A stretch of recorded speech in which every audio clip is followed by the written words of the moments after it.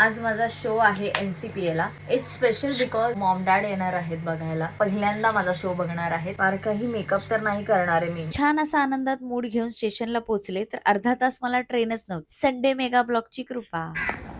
Taxi मधून उतरल्याच पहिली नजर माझ्या पोस्टरवरच गेली आणि काय मस्त वाटत होतं. काय ते ठरवा काय त्याचं गणलंय आयुष्य. क्या है जेवणे को? भेंडी बटाटा पनीर चपाती पापड गुलाबजाम ओ माय गॉड इट्स लोणचं भात या डाळ ओ या काम झालेलं आहे. आज वर्ल्ड खीर डे आहे तर मी सकाळी उठून खीर बनवली. Yes sold out house full. मला थर्ड वेल द्यायची. माझ्याकडे नाहीये तुझ्या.